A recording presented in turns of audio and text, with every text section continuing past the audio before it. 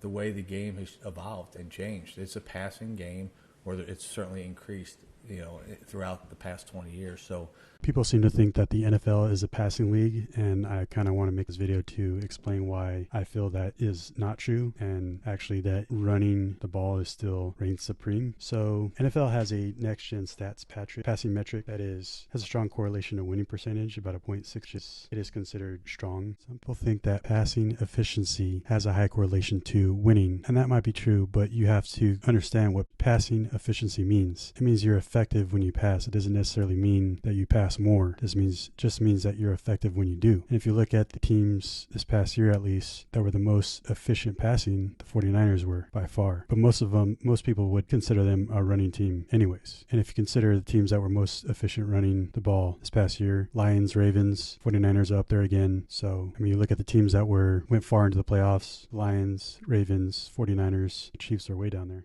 One thing that needs to be considered are the late game dynamics between winning and losing teams. When teams tend to rush the ball more when they're winning in the second half, so they can run out the clock and they can preserve their lead and win the game. And the opposite is true for losing teams. They tend to rush less, which you can infer that means that they pass more. And if you've seen a lot of these football games, you understand that that is true. Teams that are losing, they try to preserve the clock by passing the ball because an incompletion stops clock, and they try to score that way. So you should think that this dynamic increases passing efficiency, because what teams tend to do when they're winning is they drop their cornerbacks back and let you throw short passes, because they don't want to give up a quick, explosive, deep ball pass and let you score that way. They'll let you run out the time by throwing short passes, and they're perfectly okay with that. So you would think that that drives up or increases passer efficiency, and so that kind of skews the data that way, make passing efficiency better than what it really is. And then the opposite is true. When teams tend to be winning, they are not necessarily concerned about their rushing efficiency. They're just trying to run the clock, keep the clock running, so the game will end and they can preserve the lead. So you have to think that that decreases rushing efficiency, because teams know you're rushing the ball, probably blitzing,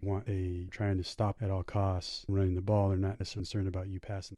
I did my own correlation metrics that I did on the Chargers, and in that I found that rushing difference has a strong correlation with the score difference. And what I mean by rush difference is that you outrush the other team in terms of yards. And you could do that a number of ways. You can either have a really strong rushing attack, or you could have a defense that's really good at stopping the other team's rushing attack, or you could have a little bit of both. Either way, you want to be able to be the one that is winning the rush difference, and that correlation, at least for the Chargers, was 0.7. So having stronger correlation winning than NFLNextGenStats Passing Metric. But again, that was just for the Chargers, was only for one season, so the sample size is a little bit small. And you can test that theory on your own. You can look at any box score and look at the rushing yards for both teams. Look at Michigan versus Washington. Michigan outrushed Washington 300 yards to like 76, and JJ McCarthy also had a higher yards per attempt than the other quarterback. There are certain exceptions to this theory where the quarterback play is just so horrible that you're not going to be able to win based off the difference in rushing yards alone. You're going to need some quarterback play to win the game. However, I feel like winning the rush difference, and the more you win it by, vastly increases your chances of winning, as opposed to quarterback that is exceptionally good. And one example of that is the Chargers versus the Dolphins this past year in 2023. The Dolphins outpassed the Chargers like almost twice as much. They had like 430 yards to Chargers like 230 yards, but the Chargers outrushed them 202 to like 100 and something. And in my opinion, the Chargers should have won that game, but they lost. So you can even look at the Packers versus the 49ers. Packers outrushed the 49ers, but Love's QBR was horrible.